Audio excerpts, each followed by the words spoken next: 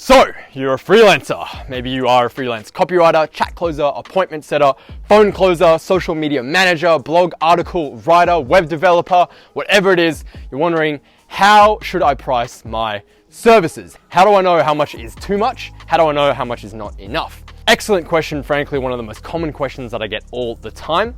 Firstly, if you have not seen my video on YouTube yet, it's called How Much to Charge as a Freelancer. Go watch that right now, pause this video, go watch that, okay? And then come back to this. That's gonna set the foundations for what I'm about to talk about. So go watch it and then come back. I'll wait. Done? Amazing. Let's get to the video. So after watching that video, you'll realize that pricing is very flexible. It mainly comes down to two things, which is number one, frankly, how much do you wanna earn as a freelancer? You want $100 an hour? Cool. And it's gonna take you 10 hours. You charge $1,000, pretty straightforward.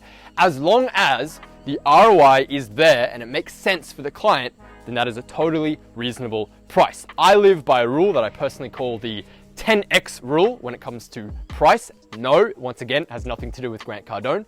All this means is if someone pays me, let's say $5,000, I have to give them at least $50,000 worth of value in return. That is my personal rule. It's got to be 10 times the value of what they paid me. So how much do you want to be earning and how much ROI is there for the prospect are the two main things that kind of make up price. Now, having said that, I understand that it's fairly broad and it doesn't give you much direction, much to go off of in terms of concrete examples. How much should you actually charge? So let's talk numbers. Let's start with email copywriting because I know most of my audiences are email copywriters, and so this is going to be useful for you guys. The industry average, having done this for around 3-4 years now, is around about $2,000 a month for a daily email. So about 2K a month is the norm for that. If you're doing less emails, half as many emails, then you could charge half as much, just to $1,000 for 3 to 4 emails a week. Now, a really, really good upsell on this to complement your income from the emails is going to be to offer social media posts as an upsell for your emails. So instead of charging $2,000, you charge them $3,000 for a daily Facebook and Instagram post. Now, maybe that sounds like a lot of work to you, but at the end of the day, right, all you're doing is you're taking the email that you already wrote, you're shortening it a little bit, and you are posting that as social media content. Now, if your client has their shit together, they should have a Google document folder full of high quality photos that you can use. All you have to do, take the email that you wrote that day, find a picture that's somewhat relevant or not at all relevant and just looks good, take it, you post it to their Instagram, you shorten the caption a little bit, boom. Post to Facebook, post to LinkedIn, you can post to Instagram, and for that you can charge another $1,000 a month. Super, super easy upsell, not that much work for you, makes a big difference for the client as well. If you want to take that price even higher, then something that can work really, really great is rather than just writing the emails for your client and giving it to them in like a Word document or something like that, is to actually take care of the logistics of loading and sending the emails in your client's ESP, if they're comfortable with you doing that. So actually writing the email inside of ActiveCampaign or whatever the hell they're using and sending it out for them. Rather than just giving them the social media copy and the picture, actually log into their Instagram and post it if they're comfortable with you doing that. You want to make it as done for you as humanly possible for the client, and that way they don't even have to lift a finger or push a button, and it's all taken care of for them. And for that, you could probably charge an extra $500 a month. So that way, your range is going to be really anywhere from $2,500 to about $3,500 if you're doing the social media stuff as well for email copywriting. Moving right along, sales pages. They're quite a beast. They're a very big ordeal. And frankly, you can charge really anywhere. I mean, I've seen as low as $1,000 for a sales letter, which I would not recommend. It's not very much money. All the way up to 50, 100 grand on the higher end.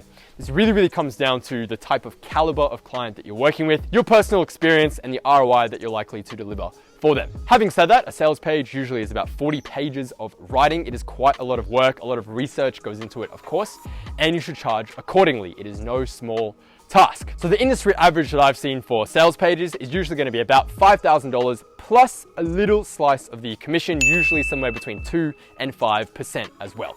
So 5K plus about 2 to 5% is pretty average for sales letters. Now, having said that, of course, if you are really, really good at what you do, and this is another reason you should be practicing every single day your copywriting skills and abilities, obviously the more you can charge. There are people out there, Stefan Georgi, Justin Goff, Craig Clemens, these guys charge 50K, 75K, 100K for a sales letter. And with the caliber of client they're dealing with, they have no problem cutting them that check because they know they're going to make millions from that sales letter.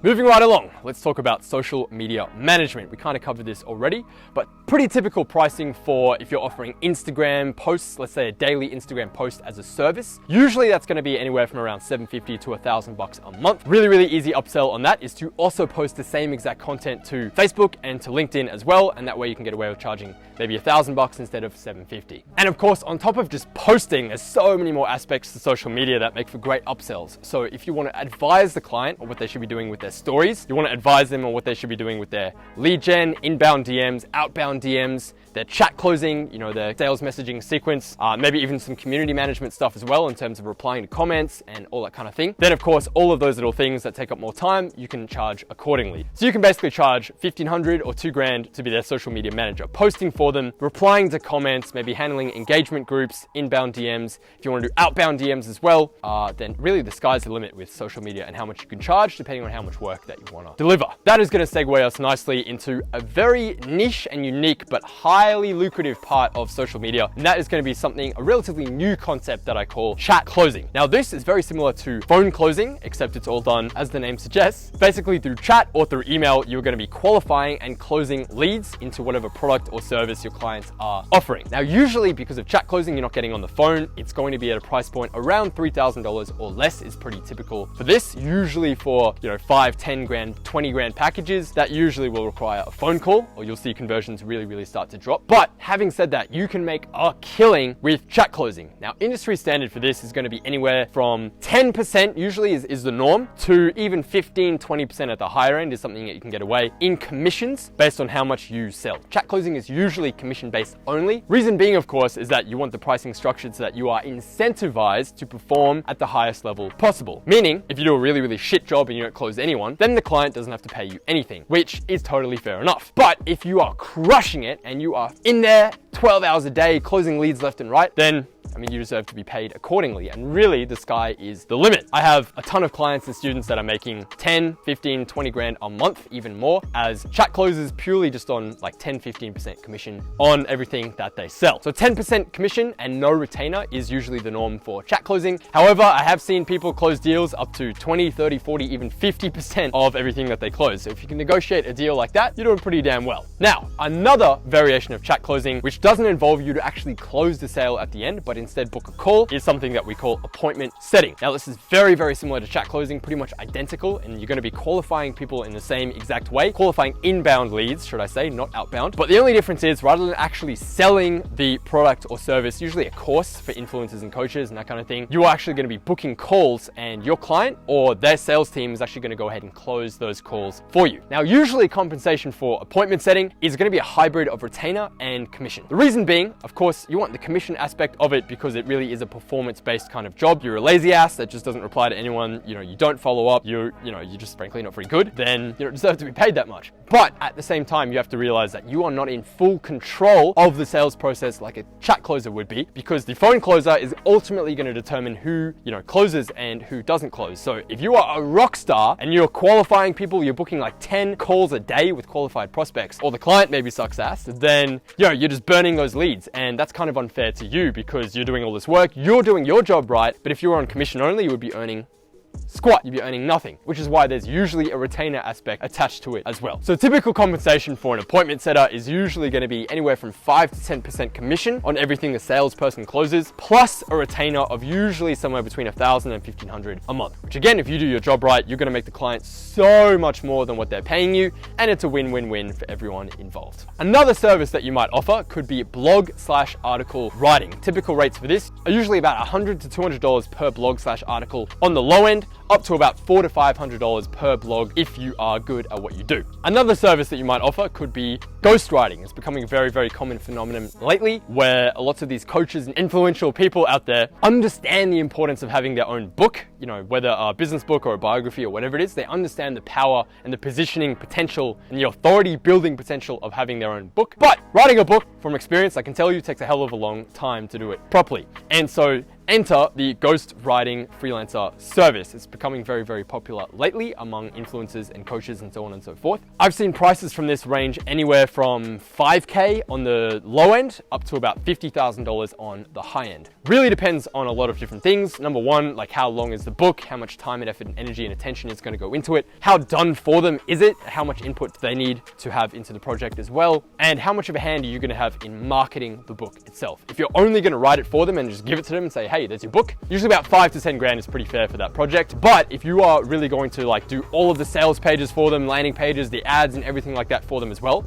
and give them like a full, complete, done for you book funnel and marketing strategy, then usually about 40, 50 grand is a pretty fair price to charge for that. Another service that you could be offering is going to be media buying / you do ads for people. Now, I've seen this range really anywhere from $1,000 a month to kind of 5K, even maybe like 10K at the really, really high end per month for managing and setting up people's ads. And that's going to be on top of the ad spend that they're actually paying Mr. Zuckerberg to run the ads on Facebook. So if you're a media buyer and you set up ads for people and you manage their ads, usually probably around 2 grand a month, 1,500, 2 grand a month is pretty typical, up to probably 5K at the high end if you're like really, really good at what you do.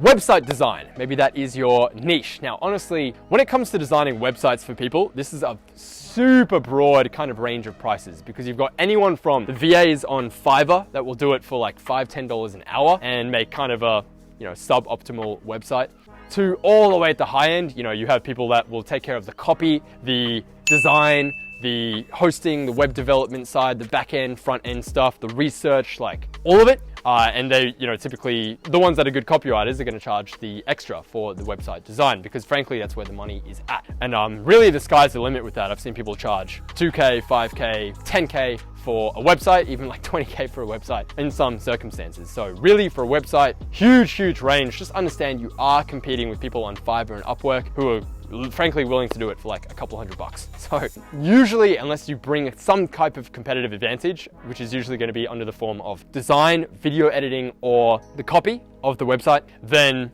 you can't expect to charge a shitload because websites, frankly, with the invention of WordPress and Wix and stuff like that these days, are becoming a bit of a commodity. So you really want to set yourself apart and offer an additional level of service, usually in the copywriting department, that they frankly can't get from these people over in India and the Philippines who build websites for a couple $100. So that is most of the services that I can think of off the top of my head. If you have a different service that you offer, feel free to comment below, let me know what it is, and I can help you out with what the kind of industry average pricing for that is going to be. That is going to wrap up my pricing guide for freelancers. Understand one final point that I'm going to make here is, again, price is super flexible. At the end of the day, you have total freedom to charge whatever the hell you want to charge. If you want to make $200 an hour and it's going to take you 5 hours and the ROI is there for the client, go ahead, charge $1,000. I'm not going to stop you. All right. Now, depending where you're at in your freelancer journey, some of those prices that I just mentioned might sound like a lot to you. Like, whoa, dude, $1,000, $5,000. I'm not sure if I can charge that much just yet. And that's totally fine. All right. It's normal to feel that way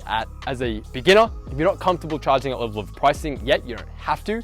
You could, of course, charge less, but all I'm saying is those are kind of industry averages that you should be shooting for. And of course, if you've been in this game for a while and you're thinking, hey, that sounds okay, but I'd like to be earning more, then again, the number one factor that is going to determine how much you can charge is, one, frankly, your negotiation skills and how good you are as a closer. But number two, in a way that's win-win for everyone, is how good you are at what you do. If you are world class at what you do because you study and you practice and you do it every single day, you can, of course, charge a premium over everyone else. And those prices that I mentioned just before should be kind of the lower end of what you're aiming for. And if you can deliver an incredible ROI for your clients, then the sky's really the limit on what you can charge. So that was my pricing guide for freelancers video. Hope you got a ton of value out of this. Let me know in the comments below if I missed any services that you'd like me to cover. And until next time, go ahead and smash that like button if you found this valuable. Feel free to subscribe while you're there. If you hated this video, feel free to smash the dislike button twice, really show it what's up. And until next time, I'll see you in the next video.